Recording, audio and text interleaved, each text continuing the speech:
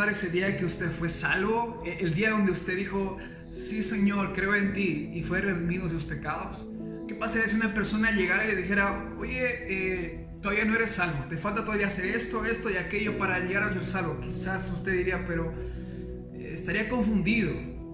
Es lo que Pablo está tratando de evitar que los hermanos piensen aquí en Filipos.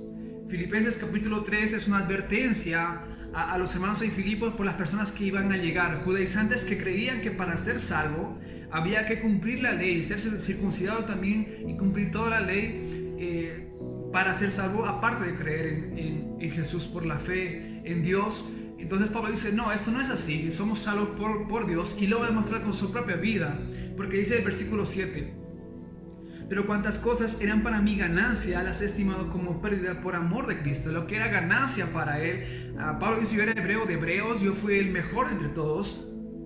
Pablo era enseñado por Gamaliel, uno de los mejores maestros de su época, era nieto de Giliel, un hombre que le decía que era la ley andante. Esa persona ejemplificaba toda la ley, esta persona cumplía toda la ley, estudiaba la ley, incluso hizo reglas para estudiar la ley conforme a lo que realmente era correcto. Entonces se esperaba lo mejor de Pablo, se esperaba que él iba a ser una eminencia de la ley, y esto lo podemos ver en su celo que él tenía, lo que mencionó Maquito en el anterior estudio que tuvimos también.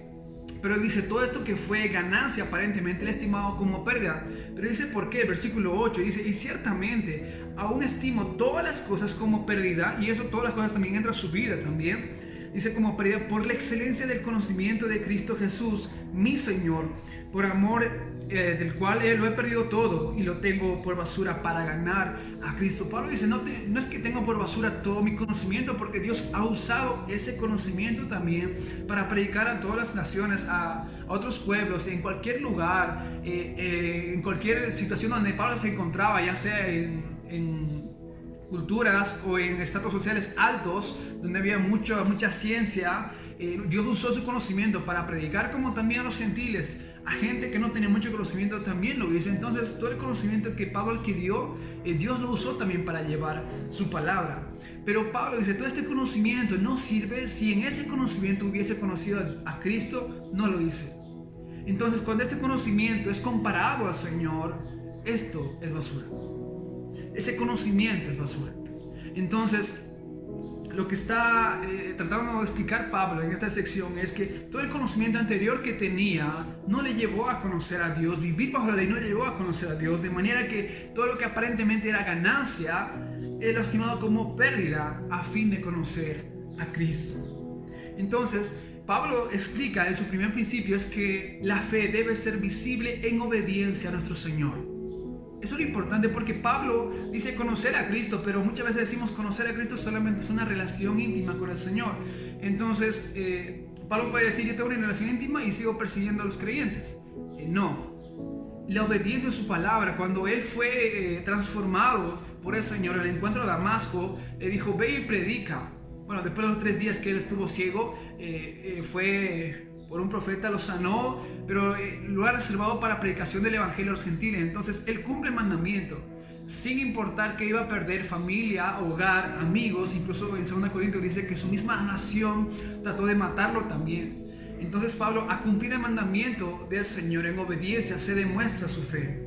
Es lo que está tratando de enseñar Pablo. Y segunda cosa es que él vive gozoso, puesto la esperanza en Cristo, porque dice el versículo 9, y ser hallado en él, no teniendo mi propia justicia, que es por la ley, sino la que es por la fe en Cristo, la justicia que es de Dios por la fe, a fin de conocer el poder de su resurrección y la participación de sus padecimientos, llegando a ser semejante a él en su muerte, y si de alguna manera llegase a la resurrección de entre los muertos también. Un poquito largo, pero lo que dice en simples palabras aquí en esta sección Pablo es que ya soy justificado por la fe, no por la ley en la cual antes me gloriaba, sino por la justicia que es en la justicia de Dios. Entonces yo puedo caminar con gozo sin importar lo que me pase, porque ya soy justificado. Y segunda cosa, tengo la esperanza puesta en la resurrección de mi Señor, y por eso puedo ser parte del padecimiento del que estoy pasando, dice Pablo, porque confío que eso también es parte del plan de Dios para llevar su palabra. Entonces, 2 cosas que debemos hacer, mis hermanos, para llevarlo a la práctica. Número uno, que nuestra fe sea visible en nuestra obediencia al Señor. Y realmente, si decimos creer en el Señor, vivamos conforme a sus mandamientos. Él dijo que el mandamiento más grande es amar a nuestro prójimo como nosotros mismos.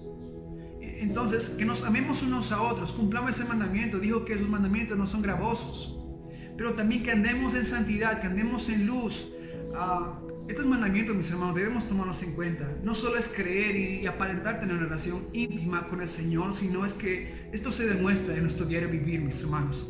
Y número dos, es que realmente vivamos con gozo, sea la situación que sea, porque ya somos justificados, porque tenemos nuestra esperanza en la resurrección.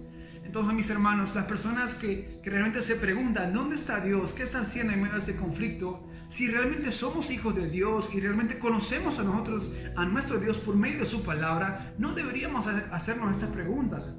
No deberíamos preguntarnos ¿dónde está Dios? Porque sabemos dónde está Dios. Nuestro Dios dice, estad quietos y oídme y conoced que soy Dios ahora. Entonces, mis hermanos, tengamos nuestra confianza puesta en su palabra. Alimentemos más su palabra, porque si no la pregunta sería, ¿realmente usted conoce a Dios? Le animo a reflexionar en esto, mis hermanos. Bendiciones.